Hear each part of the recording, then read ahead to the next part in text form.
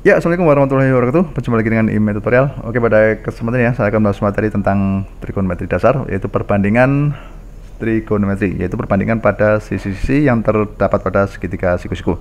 Nah, gimana soal dan cara penyelesaiannya? Untuk itu simak videonya sampai selesai. Oke, nanti kita bahas dua soal ini ya. Nah, saya baca dulu. Diketahui segitiga siku-siku ABC dengan sin A 2/3. Tentukan nilai cos A dan tangen A. Oke, anggap saja ini siku-sikunya di B gitu ya.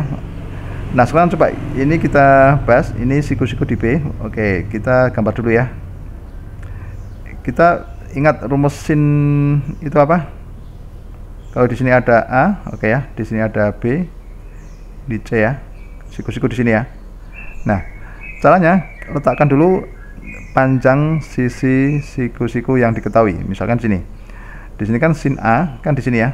Depan per miring ya. Oke. Kalau diketahui sin A 2/3, maka letakkan yang atas itu yang depan, yang bawah itu penyebutnya sebagai miringnya. Nah, jadi kalau triknya gini, kalau sin A itu 2/3, berarti dianggap saja depannya 2, miringnya 3. Oke ya. Oke, kita letakkan. Kalau A-nya di sini berarti di sini 2 sisi depan ya. Kemudian sisi miringnya 3. Nah, ini kan belum diketahui. Nah, maka tugas kita cari panjang AB-nya. Oke ya. Nah, sekarang kita gunakan rumus Pythagoras ya. Berarti kalau AB kita misalkan X itu ya. Oke, kita misalkan X gini ya. X bisa dicari berapa gitu ya. Nah, kita gunakan rumus Pythagoras, yaitu X kuadrat itu sama dengan sisi-sisi yang lain atau sisi miring yang diketahui. Berarti AC kuadrat, kan rumusnya miring kuadrat dikurangi apa? Sisi siku-siku yang lainnya ya. Oke, sekarang coba di sini kita hitung angkanya, berarti 3 kuadrat dikurangi 2 kuadrat, berarti 9 dikurangi 4 sama dengan 5. Jadi X-nya itu kalau X kuadrat sama dengan 5, berarti X-nya akar 5. Oke, sekarang di sini kita tulis di sini panjang AB-nya itu akar 5 sebagai sisi samping sudut A. Nah, sekarang yang ditanyakan adalah cos A itu kan sama dengan sisi samping ya. Sisi samping saya tulis sam dibagi sisi miring. Oke ya. Nah, kan sampingnya diketahui ya, yaitu akar 5 ya. Kemudian sisi miringnya 3. Nah, jadi kalau kita tulis ini 1/3 akar 5. Oke, jadi kita peroleh apa? Nilai dari cos A itu adalah 1/3 akar 5. Oke ya. Nah, sekarang kita cari tangennya. Oke. Tangen itu kan sama dengan sisi depan ya. Depan dibagi apa? Samping. Nah, jadi kalau kita tulis depan tadi berapa? 2, sampingnya akar 5. Oke, sebenarnya ini sudah selesai ya. Cuman di sini kan penyebutnya masih mengandung bentuk akar ya. Berarti coba ini kita faktorkan. Caranya gimana? Kalikan akar 5, yang atas juga dikalikan akar 5 ya.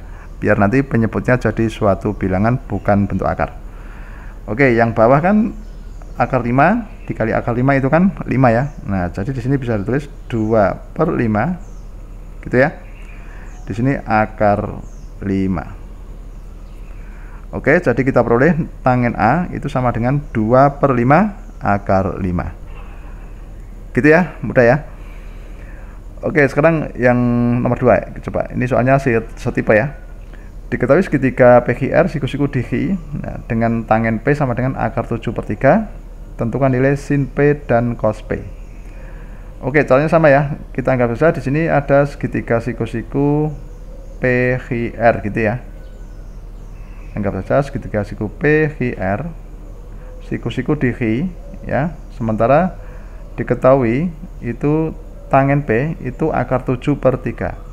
Nah, tangen itu kan depan per samping. Berarti kalau depannya akar 7, sampingnya yang 3. Maka langkah berikutnya kita letakkan di sini depan itu yang RG ya, itu tuh akar 7. Kemudian yang samping sudut P itu kan 3 di sini. Nah, berarti kan kita tinggal apa? Mencari apa? Yang sisi miringnya. Oke ya. Anggap saja ini kita tulis Y gitu ya. Oke. Y sama dengan berapa? Nah, itu kita gunakan rumus Pythagoras. Ingat sisi miring rumusnya apa? Ya, Y kuadrat sama dengan, kalau ini pada segitiga ini berarti kan PX kuadrat ditambah apa? XR kuadrat. Berarti kita tulis 3 kuadrat ditambah akar 7 dikuadratkan. Oke ya. Nah, jadi ini 3 kuadrat itu 9 ditambah akar 7 dikuadratkan itu 7 ya. Ketemunya berapa? 16. Oke. Maka Y itu sama dengan akar 16. Akar 16 sama dengan berapa? 4. Oke, jadi kita tulis panjang sisi miringnya itu adalah 4. Oke ya, paham ya? Nah, setelah kita menemukan ketiga sisinya, berarti kita tinggal mencari apa yang ditanyakan. Di sini misalkan sin P. Nah, sin P itu kan tadi rumusnya depan, oke, dibagi miring. Nah, berarti kita tinggal masukkan aja depannya tadi berapa? Akar 7, miringnya berapa? 4. Nah, jadi bisa ditulis 1/4 akar 7. Nah, gitu ya.